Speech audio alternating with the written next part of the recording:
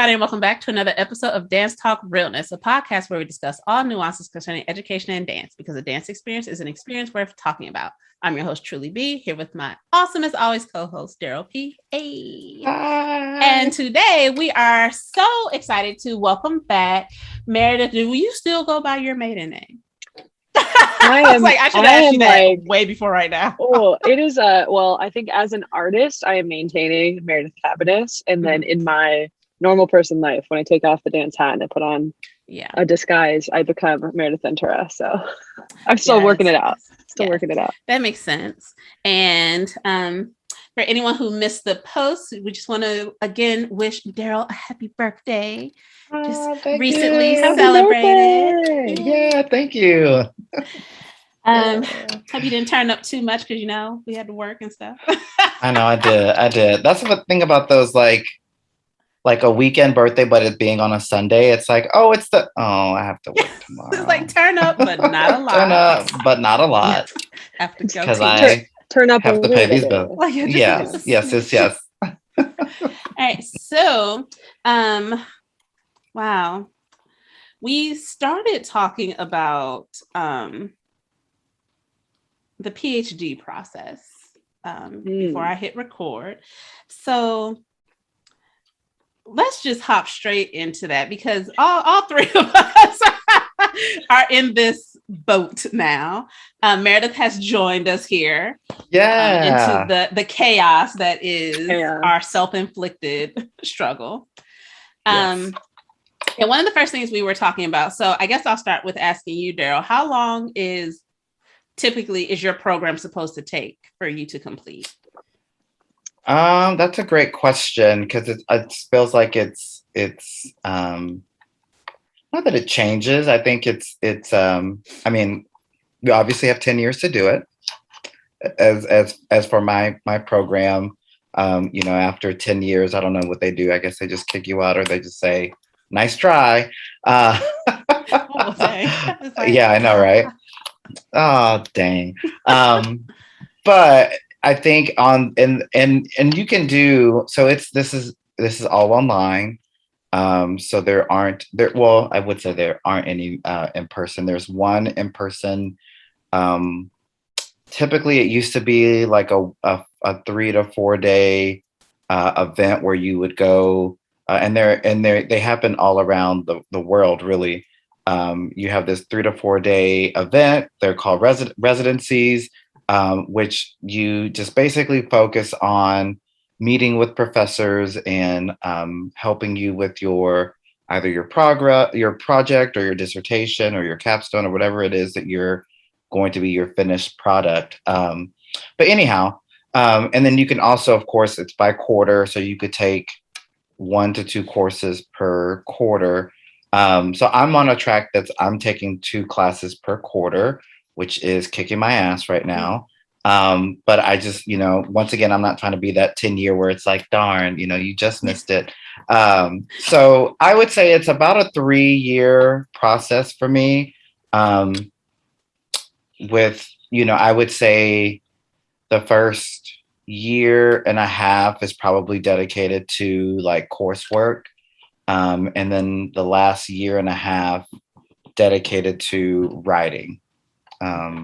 It's just courses that you take, just writing courses that you register for. And they're not meetup classes like they say. They're just like, I think your committee checks in with you every now and then, but it's, just a year and a half of locking yourself in a room in front of your laptop, reading and writing. That sounds like my life right now. It's like, where are you going, Daryl? I'm at Walden, doing an ed doctor, so an EDD, and educational leadership and administration. So, yeah. And I'm probably I am about to be a full year into it. So another about another 2 years. And like the writing, and I say the writing a year and a half, I mean, it's really, you keep registering for those courses until you finish your writing. So, if I can write quick, then, my plan is to hopefully be done with the coursework by, hopefully by the summer quarter. So that way I can start to initiate some of that writing. Then I've already started some of it, luckily, and some of the coursework. It's like one of the courses I'm in now is basically like, what's your plan? What's your idea? What's your problem? What's your questions, etc.? What's your framework?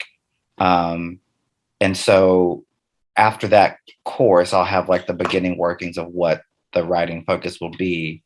Hopefully I stick to that. I'm going to stick to that because I don't want to have to start over again. But yeah. No, that's fair.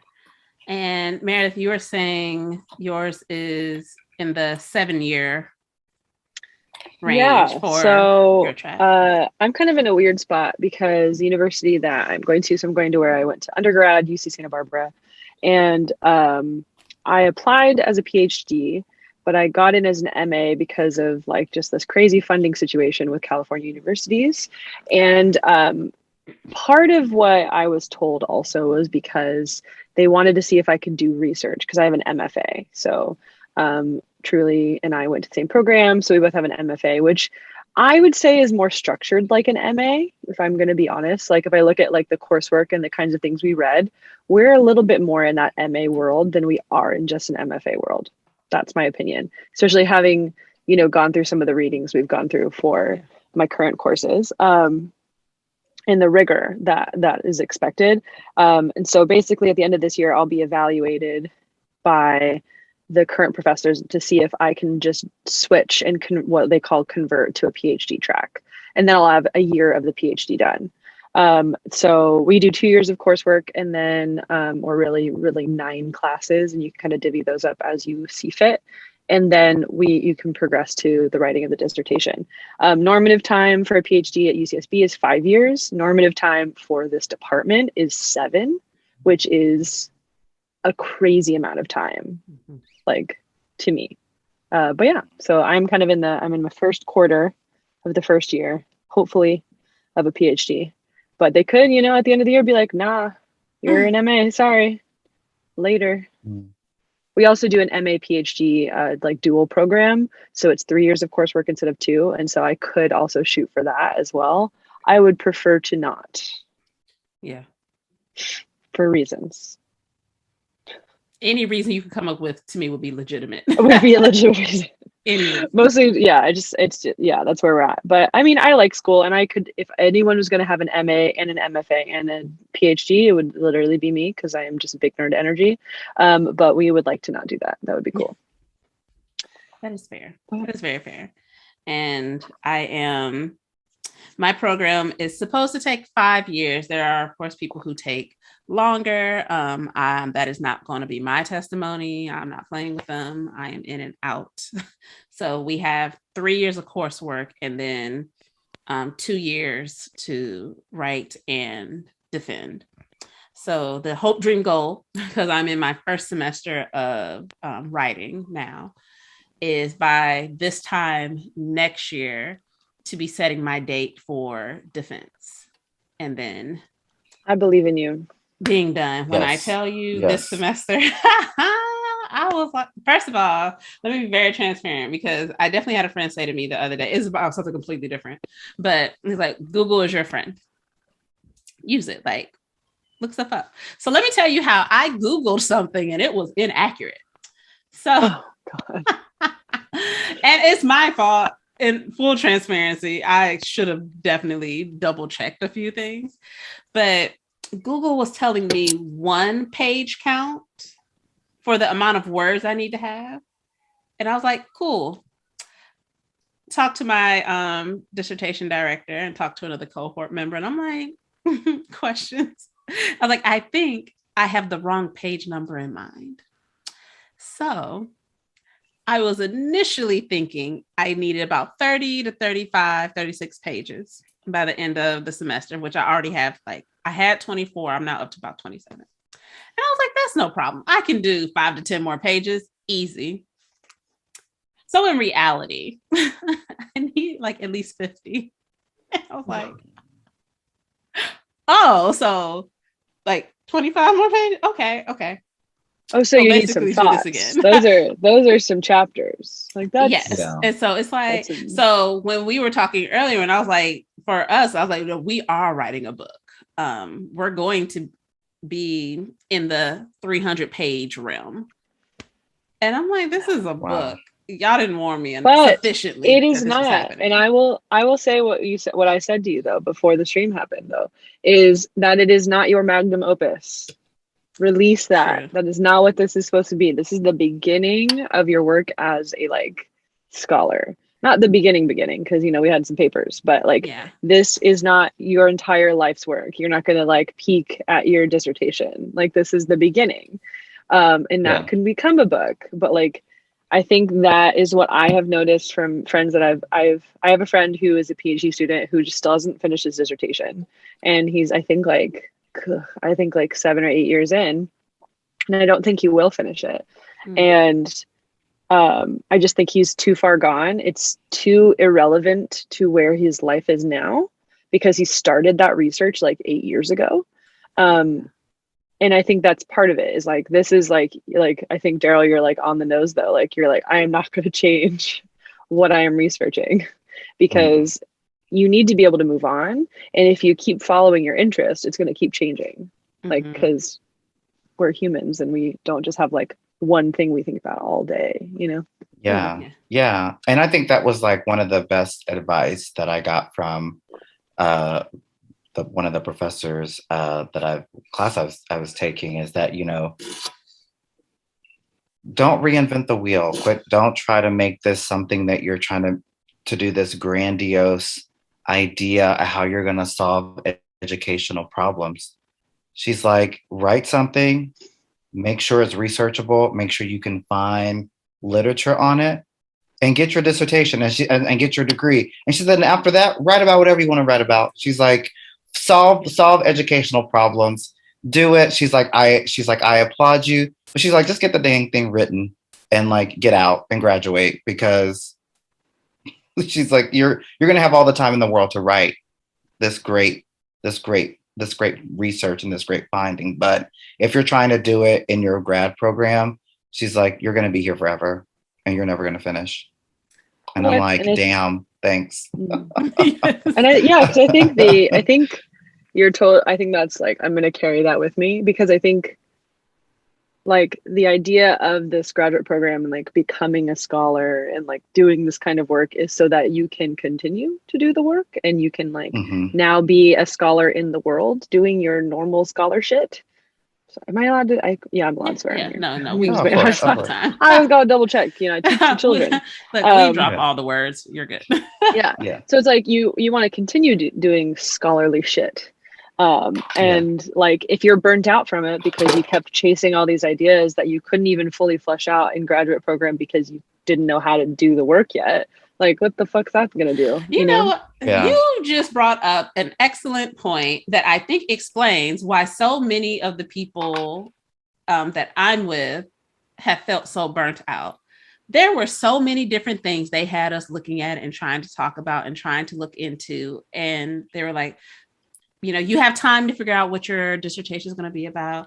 We want you to focus on this because we just want you to learn how to do the writing. And I'm like, actually, you gave me too much. That was a lot. And now I'm so burnt out from that I'm finally able to do the research I want to do. And I'm just like, I don't want to read nothing else. I am tired. And anyone who grew up with me knows I was always reading. I love reading. Favorite thing to do. And so this truly is the first time in my life that I hate reading. And I'm just like, well, this is problematic. I'm like, what the heck happened? But like you just said, like that, it was too many things, always having to change, always having to do it a different way instead of being able to really kind of land on, okay, this is what I'm looking at. Let me really start digging there. So that burnout is so real. Yeah.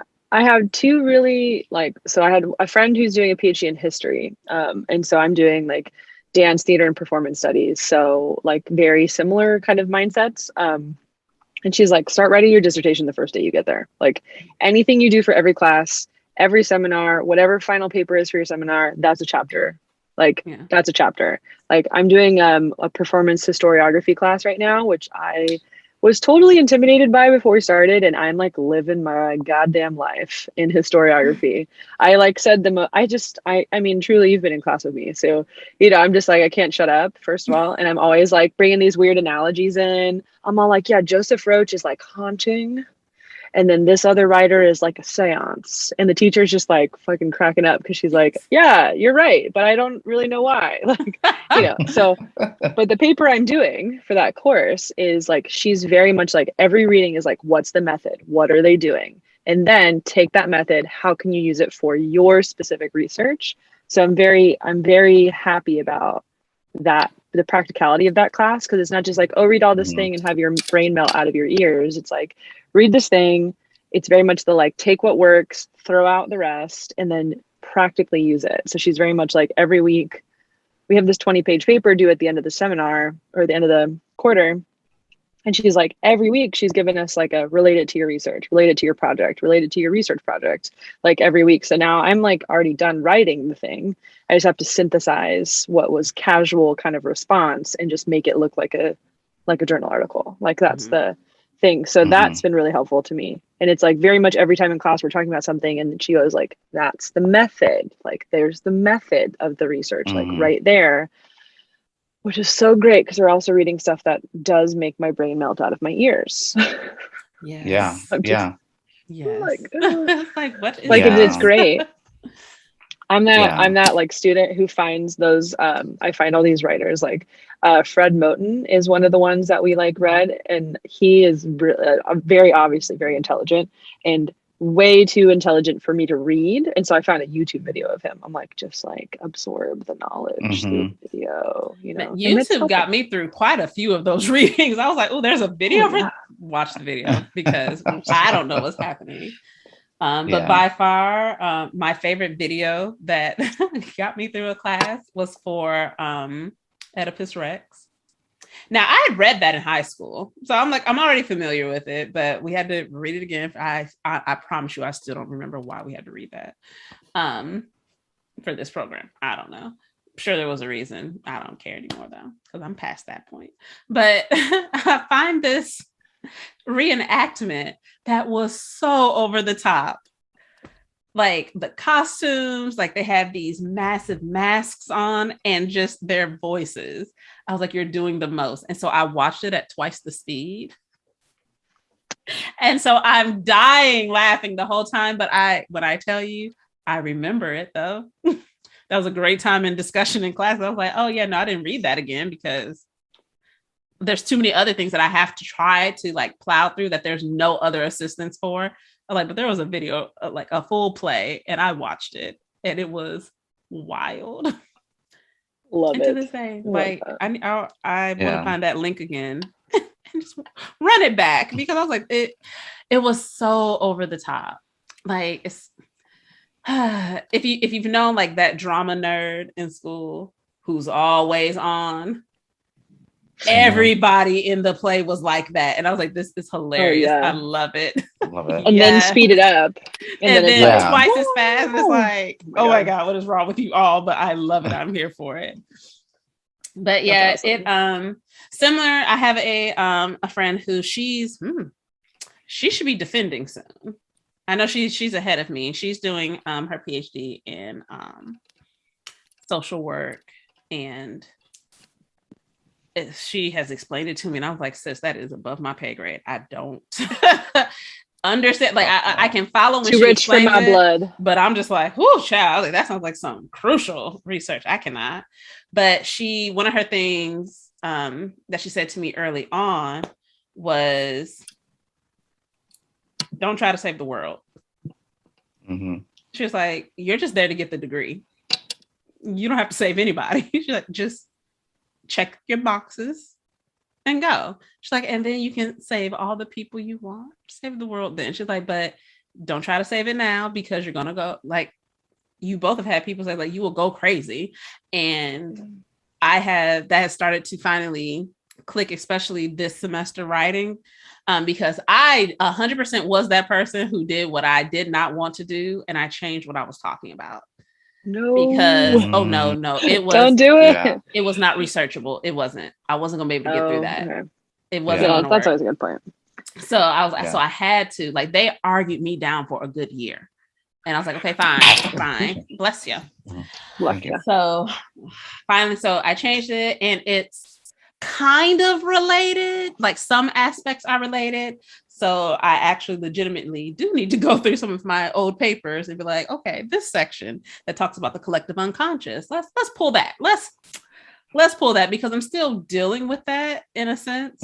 But it's a bit more direct now and more researchable and more of a philosophy paper. That was also the other issues that they're like, it has to be philosophically based. And I'm like, I don't know, y'all let me in.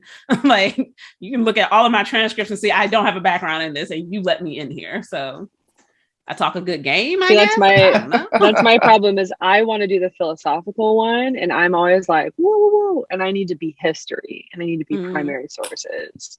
I think. I'm not entirely sure. That's the problem. It's like I feel like there's so much of it that's purposefully obscure. And I'm like a writer down of all of the information. Like, I obsessively read our like handbook before I even got into the program. Like, I'm just like reading the handbook, making my list. Like, I have a spreadsheet with my classes and all my stuff. Like, and I'm still like, what do you want me to do? But that was also where I got into trouble at Hollins, because I was writing what was more of a classic MA document, because I was doing research, and they wanted me to talk about myself. And I was like, here's why I don't like that, because that's why I'm a dancer, not a talker about myself. I do not. Yeah. So that was also like, that was a lot of feedback on my MFA thesis, is like, well, this kind of reads like an MA thesis. I'm like, well, excuse me, I don't know the difference. That part. Yeah. That felt like my MBA, which is very like, you know, I'm writing these like very much about myself, about my thoughts. And they're like, we don't care about what you think. What is the research? What does the people who have the degrees say? And I'm like, okay.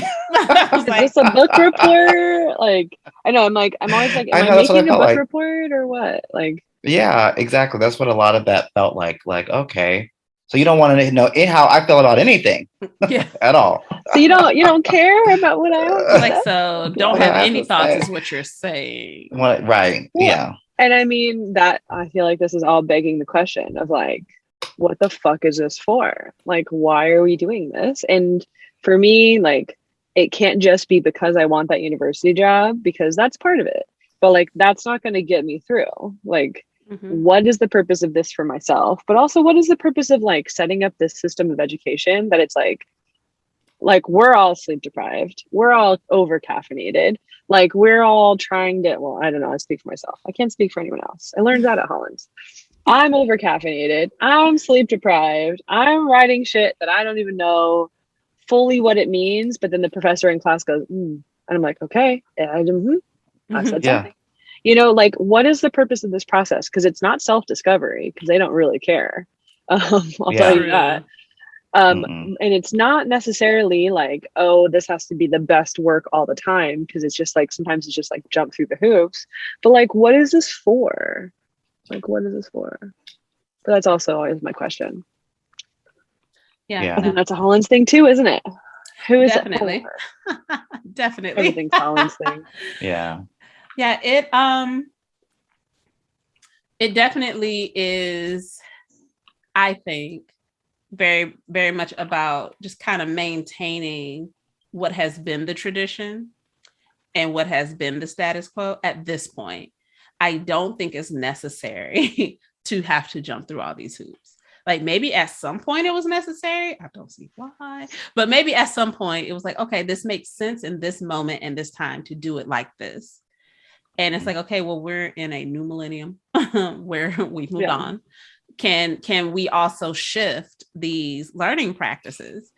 And there's, from what I have seen, even if you try to have that discussion, you may get people, they're like, yeah, I understand, but still nothing happens. Like, the conversation, which I guess that's a step forward, the conversation may be had, but there's still so much in place within the system being set up the way it is that they're just like, but also we're just going to keep doing it like this because this is how it's done. And it's, I think it's stupid because it shouldn't, number one, it shouldn't take this long. It should be very direct, to the point. And while I don't take issue with having to defend the dissertation, that's not my issue. My issue is, I'm like, this coursework though, for my program, let me speak for this one specifically. I'm like, I don't know that the majority of it is useful to my life or my dissertation. I do have a little bit of a different experience. I do feel my coursework, while I do have to sometimes guess what the professor wants me to think about stuff, I'm kind of just like, doing this. I do feel like it is all relevant. And I think that's going to vary very much, like university to university. Yes. I do enjoy, I don't know, I'm only 2 seminars in, but I do see the relevance, and at least the structure of them makes sense to me. So I do have to say that. The amount of work is not unmanageable, but it is a lot. That is kind of my thing. But it more for me, it's this like process. The dissertation, I think, is like really, really difficult at my school. While I don't think the coursework is as unreasonable, but I also am not there yet. So I don't know. But your experience sounds very much like, I don't really understand how Oedipus Rex is going to play into to this day. Whatever. Like we had to, what's the chick's name? Virginia Woolf. Some Lighthouse, the Lighthouse book of hers. What is your actual like? What's your like department and name of your degree? Don't make me lie to you, because it is definitely written down somewhere, and I just know it is in visual art. Oh, I want to say theory, aesthetics, and criticism. Okay, that sounds accurate. Sounds vague. It sounds like when we took that dance history theory criticism class. I'm like, that seems like a lot of fields all in one. And that's why the coursework to me was like, this is not central enough to anything for me. But to be fair, and I guess in a way to your point, Meredith, is that there are people in my cohort who were like, these classes were great and they were so helpful to them. But I will also be very transparent in that I am speaking specifically to Black dance. It was not much of any Blackness in this program at all. And we pushed back and they started incorporating more. But, so the people coming behind me will benefit from us arguing, which, ain't no issue with that. I am happy someone is benefiting, and that it was like, we were heard and things were put into place. But I'm like, but for me though, I was like, guys, like, are we, or if there was any person who was not European that was used, it was always at the end of the semester, and those were the books that we never discussed in class. And I'm like, are y'all gonna keep doing this every semester? Really? Not every semester. In the year of our Lord 2021, this is still happening. Right. What I tell higher you, education. We were just, and so, there's only a handful of us in the program. So we're just like, y'all for real right now? I was like, child, I ain't reading this then. I'm like, no, I refuse, because if you're going to keep doing that, I'm going to do this how I'm going to do. Now, mind you, maybe I shouldn't say that out loud. Too late. I already said it. I don't care no more. What they going to do? I already fucking passed the exams. What they going to do? That's I'm like straight A's, but it was like, I don't understand in this day and time why we had to fight that hard for you to do these things. And even in them doing it, some of it was very performative. And I was just like, I was like, you know what? Just let me out. I'll write what you need me to write. I'll write it. Just let me. Yeah, I think, and I think that's another like large failure of, I think, education systems. I do like, not to be like my program.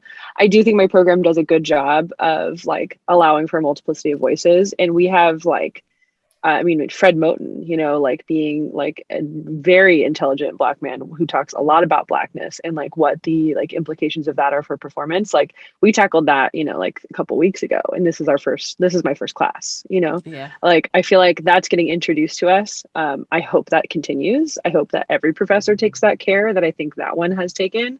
But I don't think that that's the norm. Like I think the norm is very much the maintenance of status quo, which is really embarrassing for education. Like, right? Like, I don't know.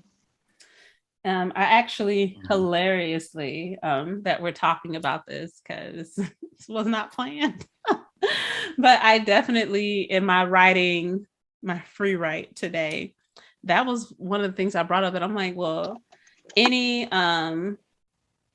person of African descent in this country that is a product of the education system, I was like, you by default were just bombarded with Western philosophy. I was like, whether you realize it or not. I was like, so being able to look at something outside of that, like even just embedded within the philosophy, is this idea of the other ones are wrong, and that it's too ethereal, it's dealing with the emotions and the spiritual. And it's like, yeah, all that stuff kind of plays in though. And some people acknowledge it. And I'm like, okay, and these are the things I will cherry pick the shit out of it. I don't care. Like I use Nietzsche specifically because I'm like, nah, this guy gets it enough in this passage. I'm going to use that. Same with Kant talking about the sublime. I'm like, you get it enough in this concept that if I use this as the bridge for people who will only respect you, and I bridge that over, at least you can't say you can't follow. You can follow. No, that's a great point though, because like that's something that's come up in our class about historiography, is like citationality. Like who you choose to cite matters. Who you choose to leave out of conversations matters. Yes. And if you're only getting like these alternative views as alternative views and not as the view that we are choosing to like have be the main part of the conversation, that's already a problem. Like it's like, oh, you know, like that's even like we have a dance history course. The professor that I work for has done a really good job of introducing Black Lives Matter movement and street dance and breaking as not an alternative kind of movement to 20th century dance, but as integral. And I think that you don't even get that. Like a lot of times you're like, well, we have, you know, ballet, we have jazz, we have all these things, we have this kind of dancey, whatever. And then you also have hip hop, which I cannot say. So I just performed with a dance company who made a dance piece. Okay, I have a question. I'm going to bring this. I wasn't going to talk about it. It's okay. It's okay. So let's say, Daryl, I'd love your input on this as well. Let's say I'm going to make a piece about New York City. I have only been to New York City a couple times. I was there for 5 weeks once for dance teacher training. I'm not from there. I'm a white girl from the Midwest who lives in Southern California. Let's say I'm only going to cast white women and like one white man in the show. The piece is about experiencing New York City, going through the different neighborhoods. I specifically say in the marketing that it's about experiencing different neighborhoods and their culture. Oh. And then Daryl's already like, red flags. Yeah. Daryl's like, okay. And here's the part.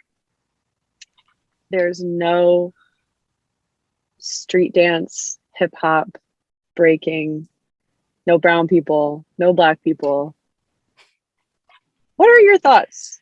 So was it about, so this person was only like, it was Manhattan and that was so it. The neighborhoods that we did in the piece. And here's the thing, the choreographer who did the work, she was commissioned to come in and do these specific sections. The understanding was there that there would be more sections that were by guest choreographers, but the director did not spend the time to make that happen. So there was, truly your face. Oh my goodness. So she comes into the subway. We go to Little Italy. We teach her how to make a pizza. We go to the financial district. We do a very, very cool contemporary dance that I enjoyed doing. And then they go to there's a tap dance living in New York City by some guy. It was pretty fun, just like ye olde tap dance. Then we go to the East Village where there's an aerial dance piece. The West Village where they just kind of like party, and then a Central Park duet. You gotta bring in that romance. And then that's this was just about Manhattan. Yeah.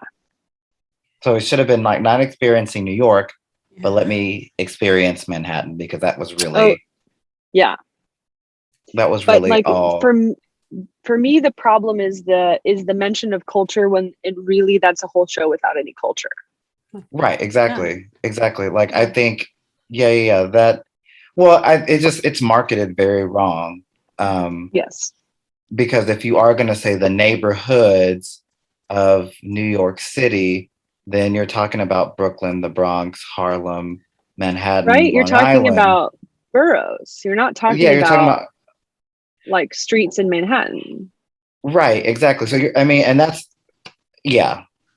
Dancing Through Manhattan could have been the title. Dancing Through Manhattan would have been a great title. So here's just the most egregious part, and I'm so gonna get in trouble for talking about this, but it's important because for me, it's like I didn't really make this connection because I was just a dancer in the show, and then as we kind of got closer to the showtime, I was like, oh, there's some problems. And I brought up some problems, and those things were like, oh, we're not thinking about it too hard. And I was like, clearly. That's the problem. So this is directly from the newspaper article that premiered like before the show. It said the theme is meant to be somewhat subtle. The piece is called Humanity. As the dance styles and music illustrate the cultural differences of each neighborhood. New York, this is a direct quote. New York City is just so iconic, and the differences in those neighborhoods are very clear. But we're not hitting you over the head about diversity. And I went to we can't have nice things. This is why we can't have nice things. I went to the director and I said, this maybe sounds like a misquote. I think that this is maybe not what you want in the world about this show. Yeah. And she was like, I'm not overthinking it. Clearly, you're not thinking it at all. At all. We're severely underthinking it. And I think like I bring this all up because it still hurts me that I participated in the show. And I regret it, but I also don't regret what I'm now doing about it, which we don't have to talk about. But two, I think this is the problem. Like this embodies the problem for me, where it's like, I didn't think about it. So, and I didn't intend to make this an issue. Like I didn't intend to hurt anybody. I didn't intend to make this the alternate view. I didn't intend for, and it's like, well, if you had intended to do that, that would be really shitty. But even though you didn't intend to, you still did something shitty. And I feel like that's for me, the education thing. It's like the structure is such that it is a problem for some people. Like some of these like educational structures are a problem. And they didn't intend to make it that way maybe, but they can fix it. Yeah, no, agree. And getting off soapbox, sorry. No, because to further that point is, even if it's not your intent, if you see that, oh, well, it was taken this way, for you to easily dismiss is like, oh, well, we're not going to think that hard about that. That's not what was meant. That is just as problematic as you intentionally doing the shitty mess. Like, right. You're still some shit for that. Like either way. Yeah. And how you fix it is to acknowledge and then look at ways that you can do better moving forward, because what has happened. That's fine. And I think, like you see it a lot just generally in society, but in academia, like in these like educational settings, like just that lack of acknowledgement and that lack of desire to like, okay, let me actually look at how I'm doing this. Okay, this, I can see how this can be taken away. Or even if I can't see it, it's been brought to my attention. Okay, so let me look at it. Let me listen to people who are saying that they're being impacted negatively. And let me see what can be done, what shifts can be made. But that's an uncomfortable conversation to have with yourself and with others. And particularly when you're in a place of privilege where you don't have to have those conversations, why the fuck would you have them? And so people just don't, because it's like, well, I don't have to. So I'm not going to. I'm just going to say I didn't mean it like that. And it's like, you dick. Right. Like, what? Yeah. And it seems to just to put that out to the cast, that it's this cultural expression of the neighborhoods in New York, then to read a review that says that that it's what was the last phrase of it was like, it's we're not going to hit you over the head with diversity. I just feel like, well, then you've never been to New York, because I'm sorry, when you walk through New York, diversity hits you, smacks you all over the face when you're there. Yeah. Even in those places that is described, even in Little Italy, even in Central Park, even in the financial district, there's so much diversity there that I'd be pissed about that review, because I'd be like, damn, then this piece was terrible, because it didn't read how what I told my cast, or what I intentionally, well, I guess, or unintentionally, or whatever the purpose was, wanted it to be. I kind of feel bad for this choreographer, because it's like, yeah, damn, I know it's well, and it's like there's like certain parts of it. Yeah, no, I think you're totally right. You have such a good point though. Like when you are in New York City, if you've been there, you get punched in the gut by diversity. That's like the immediately whole, upon arrival. Immediately. Yeah. Just like, hello, welcome to New York. Boom. Like that's that's it. No, that's such a good point. Yeah, so that's kind of fresh in my mind right now, and is difficult to deal with a little bit.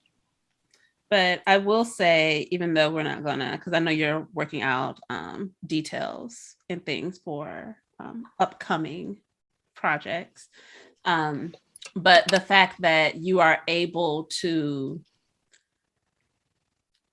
see and experience something, you're like, wow, that's kind of shitty. And you don't just leave it at that. Or you don't just leave it at, oh, wow, well, I hope that never happens again, or I'm going to try to avoid this. You're actively trying to take steps to say, okay, what is something I can do to try to address at least one aspect of all the craziness? Yeah, that's something for me that, so Daryl, I was talking to Truly yesterday. I'm trying to figure out a way, like, I think there are so many people who've made like verbal commitments to change things. I'm really specifically talking about like and this actually came before the show, but I think is really fueled by the show. But I have really wanted to find a way to pay Black women for their work. I don't do commissioned work for my company. I have people who are in the company come in, and like if they're a dancer in the company and they want a set of work, I provide the funds and the resources for them to be able to do that. I had a couple of friends like early on in the company before we really became a nonprofit come in and maybe do a guest work. But now I want to make it so that the only people I commission to do work for my company are Black women. And I want to specifically set up a way to fund that so that they are paid what they deserve. And also that it's specifically like an earmarked thing where that's just like something that we do. Not to be different, like not to be like, oh, like we're so cool during this thing. It's like, that's an easy thing for me to do. Be like, I'm going to need commissioned work. That's an easy thing for me to like be able to provide that opportunity, be able to provide that pay, and do that. And so, and I think kind of like dovetailing into a little bit different of a thing is it is not hard to not be an asshole. And it is not hard to care about diversity. It's not hard to like care about like elevating like voices of people who have not always had that opportunity. It's not hard. If you like can just like push down your ego a little bit and like be a little humble. But I think that's a lot of the problem. Yeah. But I agree. I think that's a huge part of the problem is being able to get over yourself and essentially get out of your own way so you can actually see what the needs of others are and how you can actually help and benefit them, which for those who really know, like that helps build you up even more when you pour into others. But you kind of have to like have your head out your ass to do that. Yeah. And not everybody seems to be willing. Well, I think that's like what I've noticed, and this is I've noticed in like the field of dance, but also the field of education, and specifically dance education, is that everyone's kind of protecting their own, like their own agenda, their own like resources, their own kind of like goals. And I do feel like we are poorer for that. Like I really think we suffer for that. Not being able to, suck it up a little bit and like, push down the ego and collaborate, like actually truly collaborate, and not just have someone be like telling someone else what to do. Like there is a lot of room for that, and I think we could be so much better for it. Agreed. I wholeheartely agree. Yes, soapboxes today. Yeah. Yeah. I've just got a lot of feelings. Okay. Like it's okay. But like literally, no, it's actual hilarious to me that some of this came up, and some of these are things that I kind of just touch on in my writing, that if you look at just what I'm talking about vaguely, it has absolutely nothing to do with what I'm talking about in the paper. But when trying to address Black dance, I am making the point that I'm like, okay, well, you kind of can't talk about it without talking about everything that's kind of coming along with Blackness and what's coming along with dance and what's happening in society. It's very Hollins-esque in my spirit that I'm like, there's all these things, and we need to look at all of them in order to even begin to approach an answer to any of these questions and concerns. Because if you only have the one view, then you're missing so much more. Maybe I should share some. I know you're done with reading. I know you're tired of it. So tired. But I do have some. I think some of the readings from my course I think would be really helpful to you. I think the specific Moten that we read and some other things that are for my historiography course, I feel like would be like, we just did one this week where kind of the general topic was subjects, and like when are you this like fluidity between subjecthood and objecthood, and actually really specifically referencing like Black bodies and what does it mean to like oh gosh, I feel like I almost want to pull open my notes just because there was this one specific phrase that I was like, whoa, my brain. And also do email me this stuff. Yeah. Because while in theory for this semester, I do need to stop adding stuff to the list. Next semester, there's going to be a whole new 50 pages to write. I'll do you one better. I'll send you my notes. So you can just get the notes version, which is great. Yes. Oh gosh, what was it? It was so good. My notes are so horrible. It's so trash. I never got better at it. Oh, I'm just such a note taker. I like literally just notes. I wish I was all the time. I wish I was like I don't know how to skim read either. I'm like, either I'm reading this or I'm not reading it. I'm like, these are the options. I have tried and I won't retain anything. And everyone keeps saying it's like, you need to learn how to just like skim for the information. I'm like, my brain says no to that. It doesn't work. Gosh, okay. I'm gonna have to find this for you, but you're gonna love it. I think this is gonna be really helpful for you in what you're talking about. It seems like it's there, but it's like this kind of like aggressive objecthood. I think what they talk about, like how you're kind of playing into these ideas of like the objectified body, but taking agency in the way that you interact with like that audience or the spectator in asserting your objectness and then also your subjecthood. I don't know. I'll send it to you. Yeah, cool. Send me that because I feel like I feel like it will be very, very good. It's a Macmillan is the author, Yuri Macmillan. Okay. Super. Because I know Fred Moten came up in my I'll send you that one too. I had to actually I'll send you the video that I watched of his because that was video. Please. The video made the reading easier, so just go for the video. And then if you need the reading, I'll send that too. Yes. But like, send me all the things, because next semester, first of all, I need to get my life this semester and finish section 1. The awesomeness of my director. I love her, by the way. She's actually a historian. So I was like, I was like, let me get my whole life together, because I am not.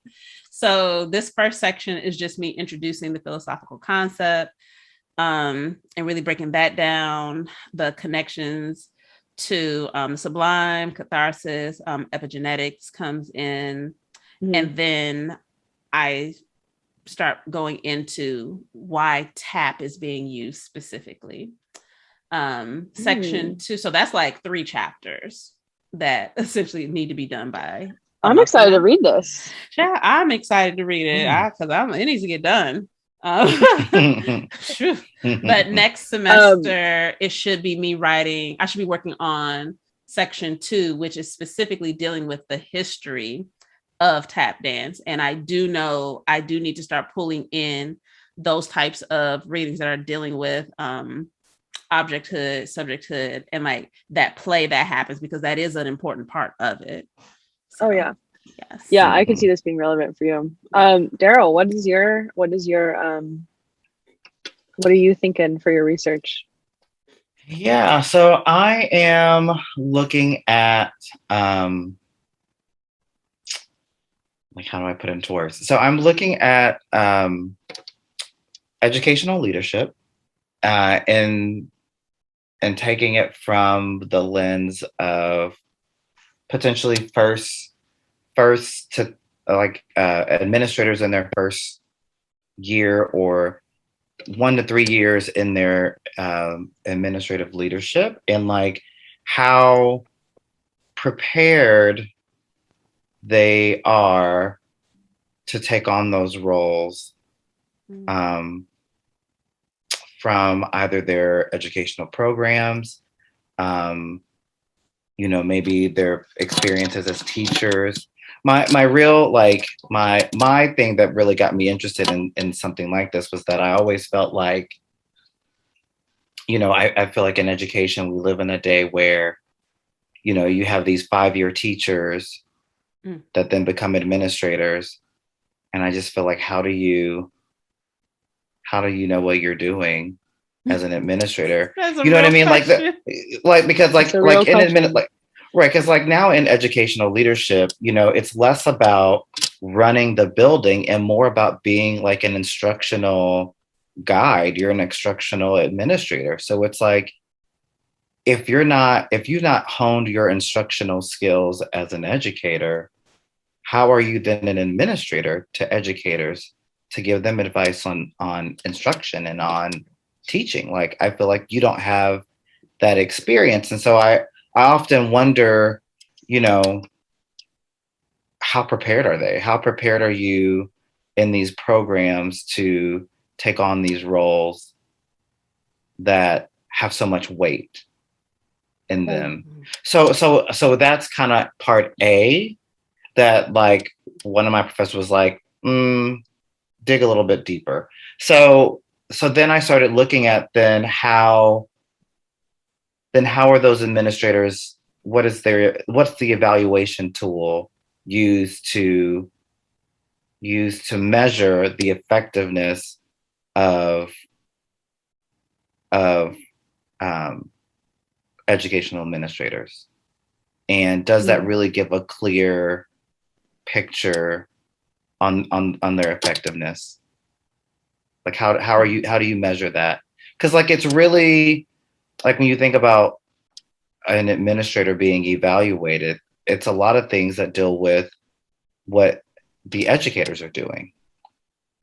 It's like on student progress and school climate. But I'm like, if you think back to like, either, I know Truly's been in the system. I don't know if Meredith, if you've taught. Yeah, I've worked in the schools. Yeah.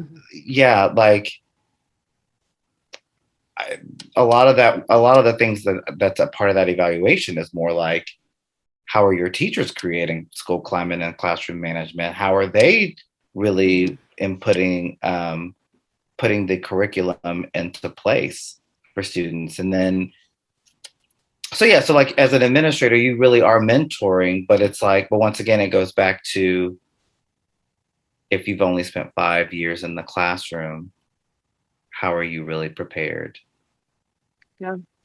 To lead in that way. Yeah, because I feel like even after 5 years, you're just only getting in your stride in that position, and then you have to switch, and it's like those are very different skill sets. Oh yeah, that's a great yeah. And the other thing, and this is also where like I'm kind of like, once again, beating my head against the wall, trying to overthink or reinvent the wheel, and do the whole take that advice of like just write it and get it done, is then also looking at the other piece is, principals answer to a supervisor, especially in my county. There's like area directors, right? So then it's like looking at how do those area directors also provide that support to those administrators, and what does that look like? Yeah. So I'm like thinking about that in my life. I'm excited to read yours too, man. Yeah, it's